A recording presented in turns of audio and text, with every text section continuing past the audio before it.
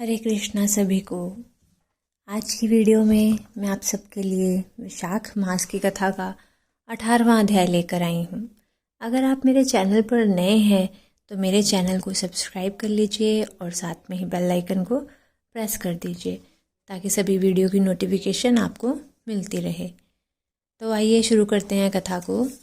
बोलिए श्री विष्णु भगवान की जय, वैशाख मास की जय। व्याध बोला, हे मुने, मुझ पापी और दुष्ट बुद्धि पर आपने बड़ी दया की है।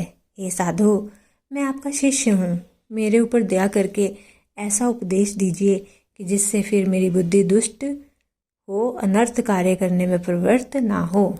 व्याध की ऐसी बातें सुन शंख मुनि बोले कि हे व्याध, यहाँ धूप बहुत सताती है, ना यहाँ छाया है ना पानी। कहीं दूसरी छाया की जगह में चलकर जल पीकर स्वस्थ चित्त हो तेरे सामने विष्णु भगवान के माधव मास का महात्म्य जो पाप नाशक है वर्णन करूँगा। मुनि की यह बात सुन व्याध वहाँ से थोड़ी दूर पर एक निर्मल सरोवर पर ले गया, जहाँ पर जल के जीव बगुला, राजहंस आदि तथा मगरमच्छ आदि सरोवर में शोभा दे रहे थे तथा कुमुदिनी, कोकंद आदि अनेक प्रकार के कमल शोभा दे रहे हैं। भौरे गुंजार कर रहे हैं, पक्षी कलरव कर रहे हैं। किनारे पर बांस के वृक्ष तथा बड़, कदम्ब, इमली तथा सुगंधित वृक्ष आदि चारों ओर सुशोभित हो रहे हैं। वन में हाथी, हिरन, शूकर, सिंह, सुर, गाय, खच्चर आदि विचर रहे हैं।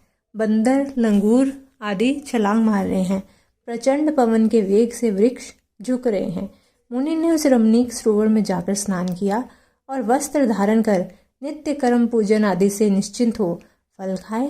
फिर शंख मुनि सुखपूर्वक बैठ व्यास से पूछने लगे कि तुम कौन से धर्म को सुनने की इच्छा करते हो। धर्म बहुत हैं और उनके करने की विधि भी अलग अलग है। इनमें से वैशाख धर्म थोड़ा है मगर अत्यंत फलदायक है। तेरे मन में जो पूछने की इच्छा हो पूछ।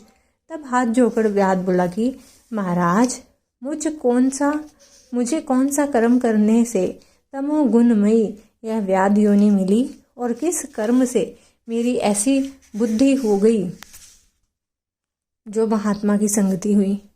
हे प्रभु, यदि आपकी मेरे ऊपर कृपा है तो यह सब वृत्तांत मुझसे कहिए। यह सुन शंख मुनि कहने लगे कि हे व्याध, तू शाकल नगर में पहले वेद पाठी ब्राह्मण था।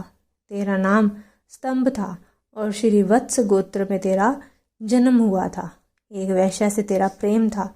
उसी की संगति के दोष से तो नित्य कर्मों का परित्याग कर शूद्र के समान घर आता था। इस प्रकार तुझ आचरणहीन दुष्ट ने धर्म क्रिया त्याग दी। किंतु तेरी स्त्री ब्राह्मणी बड़ी रूपवती थी। वह वैश्या सहित तुझ नीच की सेवा किया करती थी और तुम दोनों की आज्ञा में लगी रहती थी। जब इसी तरह सेवा करते करते बहुत समय बीत गया, तब एक दिन तूने भैंस का दूध और मूली खाई तथा शूद्रों के भक्षण करने की वस्तु निष्पाव और तिल खाए। इस अपथ्य भोजन से तुझे दस्त और वमन होने लगी और दारुण भगंदर रोग हो गया, जिससे घोर वेदना होने लगी। जब तक घर में धन रहा तब तक वैश्या भी वहीं रही। फिर सब धन को लेकर घर छोड़कर चली गई और तुझे घोर घृणा उत्पन्न हुई और रोग से अत्यंत दुखी हो दीन वाणी से व्याकुल चित्त रोता हुआ ब्राह्मणी से कहने लगा कि तू मेरी रक्षा कर। हे सुंदरी, मुझ पापी ने तेरा कुछ भी उपकार नहीं किया है। जो ग्रस्त प्राणी अपनी पत्नी का सम्मान नहीं करते, वह 15 जन्म पर्यंत नपुंसक होते हैं। हे महाभागे, रात दिन साधु महात्माओं से निंदित हो तेरी अवज्ञा करने से मैं पाप योनि में पड़ूंगा। मैं तेरे विनीत भाव पर भी क्रोध के मारे जलता हूँ। जब उसके स्वामी ने ऐसा कहा तब वह हाथ जोड़कर बोली कि हे कांत, तू मेरे प्रति दीनता तथा लज्जा मत करो। मैंने आपके ऊपर कभी क्रोध नहीं किया है।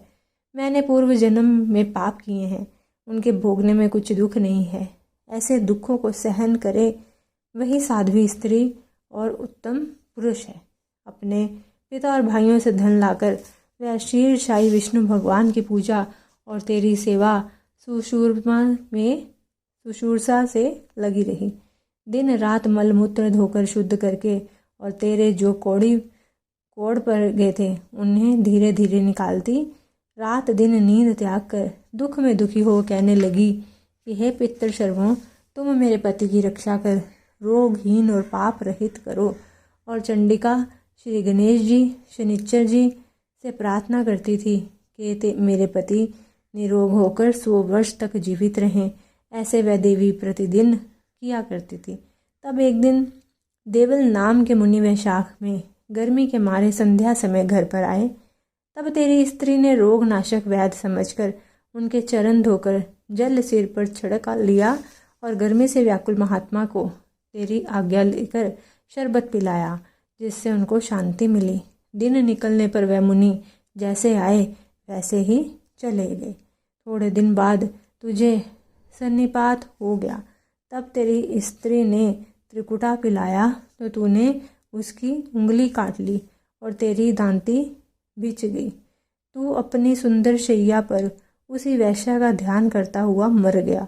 तेरी रूपवती स्त्री यह देख अपना कंकन बेचकर बहुत सा ईंधन लाई, विशाल चिता बना बीच में तुझे रख कर तेरे रोग पीड़ित शरीर का अग्नि संस्कार किया और स्वयं भी उसी अग्नि में जलकर सती हो गई। वह शरीर त्याग पति का आलिंगन कर तत्काल विष्णु लोक को चली गई। वैशाख में पानी का दान करने तथा चरण धोकर जल सिर पर छिड़कने से योगियों की इसी दुर्लभ गति उसे मिल गई और तूने समस्त पापों से छूटने पर भी अंतकाल में वैश्य का स्मरण करने से देह त्याग कर घोर व्याध का जन्म धारण किया। तुझे सदा हिंसा प्यारी है और चित्त में सदा उद्वेग रहता है। तूने वैशाख में शरबत पान कराने की आज्ञा दी और मुनि के चरण धोने का पाप नाशक जल मस्तक पर छिड़का। उससे तेरी ऐसी बुद्धि हुई और सत्संगति प्राप्ति हुई जिससे तूने संपूर्ण सुखों के हेतु धर्म पूछे। इस प्रकार तेरे पूर्व जन्म के किए हुए जो पाप और पुण्य कर्म मैंने दिव्य दृष्टि से देखे वे सब तुझे बतलाए और जो कुछ तुझे गुप्त वार्ता पूछनी हो तू पूछ। तेरा मन शुद्ध हो गया है। हे महामते, तेरा कल्याण हो। बोलिए श्री विष्णु भगवान की जय। वैशाख मास की जय। अगर आपको मेरी ये वीडियो अच्छी लगे तो वीडियो को लाइक और शेयर कीजिएगा और कमेंट में हरे कृष्णा लिखना मत भूलिएगा। मिलते हैं वैशाख मास की कथा के 19वें अध्याय के साथ।